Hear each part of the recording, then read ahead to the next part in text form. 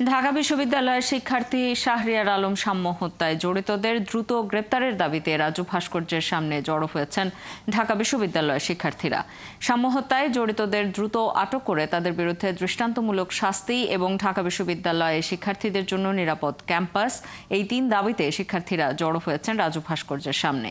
বিভিন্ন হল থেকে তাদের সাথে শিক্ষার্থীরা যোগ দিচ্ছেন মিছিল নিয়ে। অন্যান্য শিক্ষার্থীরা এলে রাজু ভাস্কর্য থেকে পূর্ব ঘোষিত শাহবাগ থানার ঘেরাও কর্মসূচি পালনের জন্য রওনা হবেন তারা।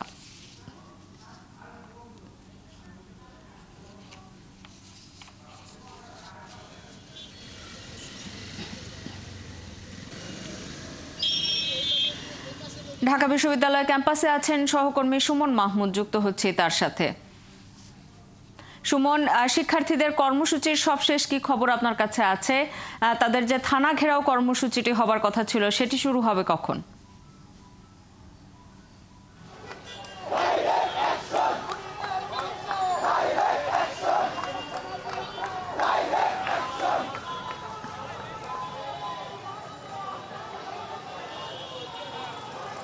শাওন, আপনাকে ধন্যবাদ। শাওন, কিছুক্ষণ আগে বলছিলাম যে ঢাকা বিশ্ববিদ্যালয়ের মেধাবী শিক্ষার্থী শাহরিয়ার আলম সাম্যের হত্যার বিচারের দাবিতে ঢাকা বিশ্ববিদ্যালয়ের সাধারণ শিক্ষার্থীরা শাহবাগ থানা ঘেরাওর একটি কর্মসূচি দিয়েছিল। সেই কর্মসূচিতে তারা সকাল 11টার সময় রাজু ভাস্কর্যের সামনে জড়ো হতে থাকে এবং বিভিন্ন হল থেকে শিক্ষার্থীরা চলে আসে এবং সেখানে একটি সংক্ষিপ্ত সমাবেশ শেষ করে তারা শাহবাগ থানার ঠিক এই মুহূর্তে শাহবাগ থানার সামনে আছে, সেখানে এসে তারা তাদের সহপাঠী বন্ধু শাহরিয়ার আলম সাম্যের হত্যার প্রতিবাদে তারা হত্যাকারীদের বিচারের দাবিতে তারা এখানে কিছু স্লোগান দিচ্ছে। এখানে শাহবাগ থানার ওসি তদন্ত এবং ওসি পাশাপাশি এই এলাকায় যে ডিসি রয়েছেন পুলিশের তিনিও এখানে উপস্থিত আছেন। তারা সবাই শাহবাগ থানার ঠিক সামনে অবস্থান করছেন।